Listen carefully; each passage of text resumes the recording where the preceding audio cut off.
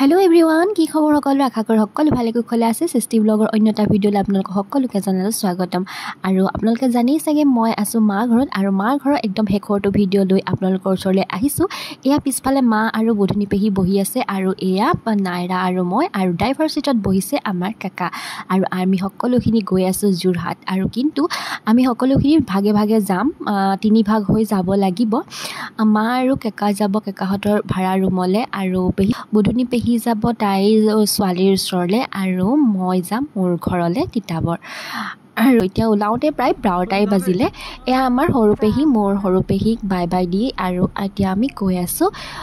যোৰহাটৰ অভিমুখে কিন্তু যোৰহাটলৈ যোৱাৰ আগতে কেইটামান কাম আছে তাকে আমি কৰি যাওঁ অলপ নাজিৰাত সোমাম তাৰপিছতে শিমলুগুৰি যাম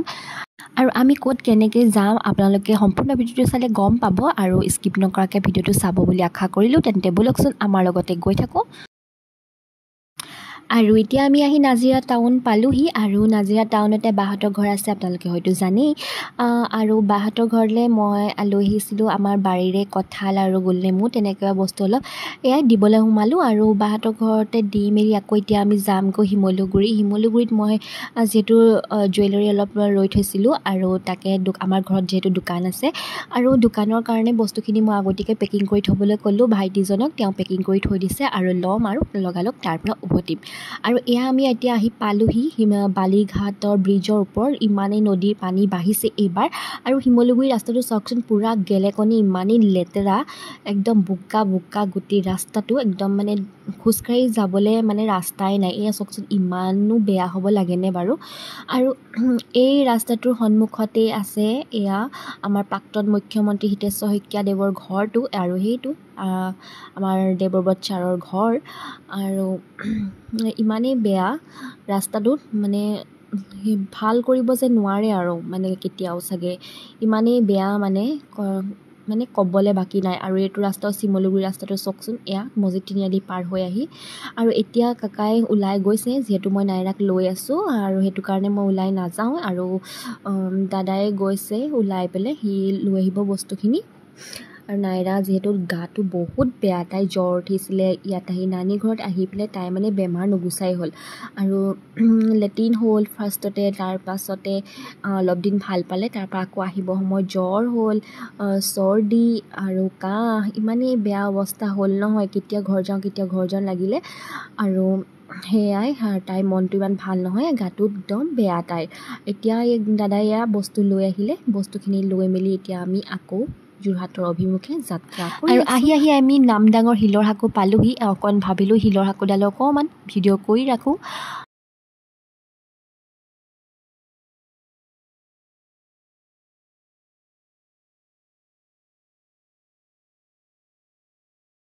আৰু এতিয়া আমি আহি পালোহি যোৰহাট ভাবিলোঁ অলপ বজাৰ কৰি ল'ম যিহেতু আমি পেহী ছোৱালী ঘৰলৈ যাম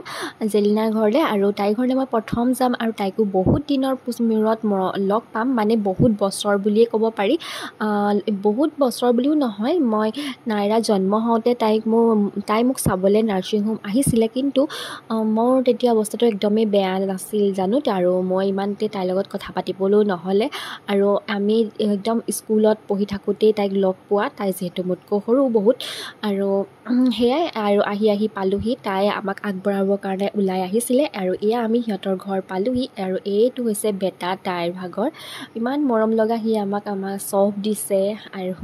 মোৰ লগতে চকলেটটো তাতে দি দিলোঁ কাৰণে চফ দিয়াৰ জেগাত তাইক সি মানে খুব ভাল পাইছে আৰু এয়া হৈছে তাইৰ শাহুৱেক খুব বেছি মৰমীয়াল মানুহ খুব বেছি ভাল লাগিলে তেওঁক লগ পাই আপোনালোকে আগৰ ভিডিঅ' চাইছেই চাগে আৰু পেহীয়ে অলপ পৰি মেলি দুখ পালে আৰু সেইটো কাৰণে তাই খোজকাঢ়িবলৈ অলপ প্ৰব্লেম হয় আৰু তাইক মানে বেড ৰেষ্টত থাকিব দিছে ডক্টৰে আৰু সেইটো কাৰণে আমি অকলে এৰি থৈ আহিবলৈ দিগদাৰ বুলি ভাবিলোঁ আৰু দুইজনীকে অকলে এৰি থৈ আহিলে টেনশ্যনহে হ'ব মা আৰু পেহীক দুয়োগৰাকী মাটো অসুখীয়াই আৰু পেহীটো সুস্থ আছিলে তাইও এতিয়া পৰি গ'ল এতিয়া কোনে কাক চাব সেইটো কাৰণে লৈ আহিলোঁ মায়ে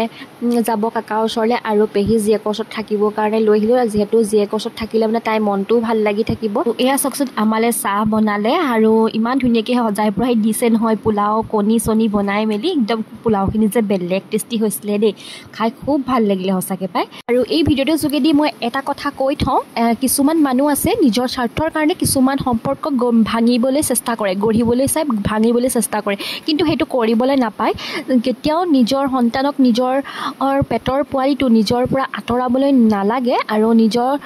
মাকজনীক বেয়া বুলি কৈ তেওঁলোকে বেয়া স্বীকৃতি দিয়াটো বহুত বেয়া কাম হয় আৰু এইটো সম্পৰ্ক গঢ়িবৰ কাৰণে বহুতখিনি সময় লাগিছিল আৰু বহুত চেষ্টাৰ প্ৰয়োজন হৈছিল আৰু ভাবিছোঁ আজি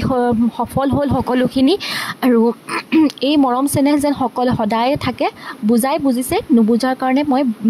বিশ্লেষণ কৰিবলৈ বিচৰা নাই আৰু এয়া আমি আহি পেলাই এতিয়া দাদাহঁতৰ ৰুম পালোহি আমাৰ ধুনু মইনাজনীয়ে চুলি এগুচা নিজে কাপোৰেদি বান্ধি লৈ তাই কিবা কিবি খেলি আছে আৰু এতিয়া নাইৰাও অকণমান ভাল পাইছে তাইও বেছি গাটো জ্বৰে আহি আছিলে আৰু এয়া আমাৰ ধনুৱে খেলিবৰ কাৰণে এইবাৰ উলিয়াই দিছে আৰু মিউজিক লাগি আছে এইখনত আৰু নাইৰাই নাচি খেলি আছে বায়েকৰ লগত আৰু আজি হৈছে নেক্সট ডে ৰাতিপুৱাৰ সময় নাইৰা চৰ্দি লাগিছে এইটো কাৰণে বৌয়ে অলপ তাইক তেল মালিচ কৰি দিছে গৰম তেল আৰু যোৱাকালি মই ঘৰলৈ যোৱা কথা আছিলে আৰু বহুত দেৰি হৈ গ'ল সেইটো কাৰণে কাকাই নিনিলে আৰু আজি পাছবেলাহে থৈ আহিম বুলি কৈছে আৰু কি কৰে চাওঁচোন এয়া তাইক নাইৰাক মালিচ কৰি দিছে তাই যিহেতু আহোঁতেই চৰ্দি কাহ জ্বৰ লাগিয়ে আহিছিলে বৰ্তমান অকণমান ভাল পাইছে বাৰু আৰু তাইক সেইকাৰণে তেল মালিচ কৰি দিছে তাই বহুতখিনি আৰাম পালে পিছে দেই মই বৰ্তমান ছোৱালীৰ মাক হ'লোঁ যদিও ঘৰখনৰ কাৰণে আৰু ঘৰৰ সকলো মানুহখিনিৰ কাৰণে মই সদায় সৰু আৰু সৰু হৈ থাকিয়েই ভাল লাগে দিয়কচোন আৰু ঘৰত যদি কাকা যায় আগতে মই নিজে ভাত নাখাওঁ আৰু কাকাহঁতৰ ৰুমত আহিলেও মই নিজে ভাত নাখাওঁ সদায় মোক কাকাই খুৱাই দিব লাগে আৰু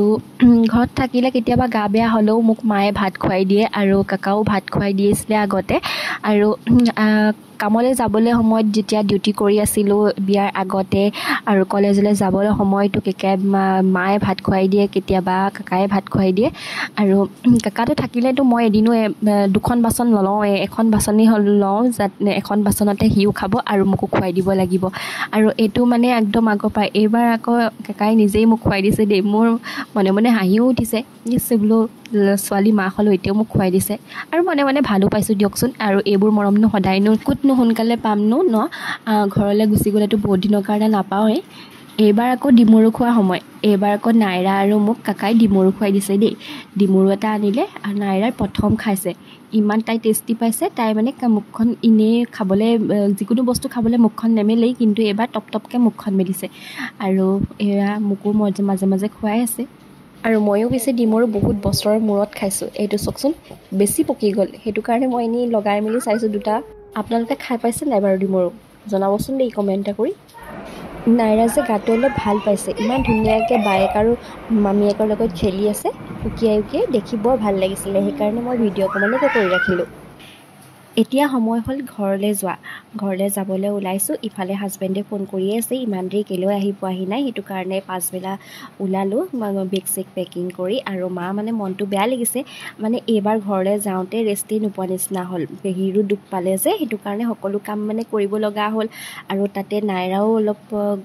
ঠাণ্ডা সোমালে নেকি আৰু তাইৰো গা বেয়া হ'ল সেইটো কাৰণে মাৰ মনটো খুব বেয়া লাগিছে মোক মানে ধৰি মেলি বেয়া নাপাবি দেই কিবাকিবি কৈ আছে আৰু এয়া মনে নাই আমাৰ ধুনু মইনাই আমাক ভিডিঅ' কৰি ৰাখিলে তাকো অকণমান মই শ্বেয়াৰ কৰি দিলোঁ আৰু এয়া ওলাই আহিলোঁ নাইৰাই বাহিৰলৈ চাই আহি আছে তাই মানে গাড়ী চাড়ীত উঠি খুব ভাল পায় আৰু আহি আমি যোৰহাট টাউন পালোঁহি আৰু এইটো হৈছে সত্য মোৰ বেষ্ট ফ্ৰেণ্ড বুলি ক'লেও বেয়া নহয়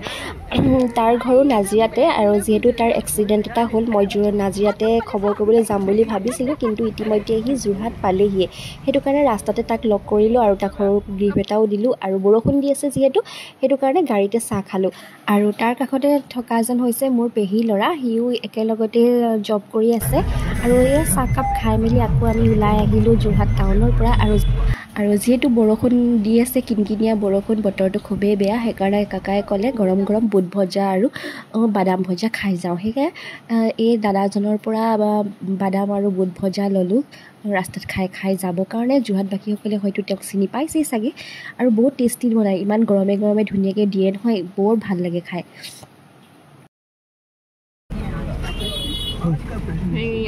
হাতখন দেখা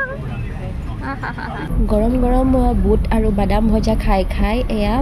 যোৰহাটৰ ফ্লাইঅভাৰৰ ওপৰেদি গৈ আছোঁ। দেখি ইমান ধুনীয়া লাগিছে, অকণমান ভিডিঅ' কৰি ৰাখিলোঁ, তাকো অকণমান আপোনালোকৰ আগত শ্বেয়াৰ কৰিলোঁ। আৰু এনেদৰে আহি আহি তিতাবৰ পালোহি আৰু ফাইনেলি ঘৰ পালোহি। আৰু আমাৰ টিকলি নাইৰা দৌৰি ধৰি এতিয়া দাদীকৰ ওচৰ পালেগৈ। তাই আহি টোপনি গৈছিলে, তাই সাৰ পালে, তাৰপৰা তাইকে আৰু দাদীয়েকে মাতিলে। তাই একদম মানে পূৰা হেপ্পী, ঘৰ পালোহি ফাইনেলি বুলি। আৰু তাইৰ বৰ্তমান দেহাটো এতিয়া ভাল বহুতখিনি। বহুত জ্বৰ হৈছিলে, বহুত বেছি ভয় খাই গৈছিলোঁ মই।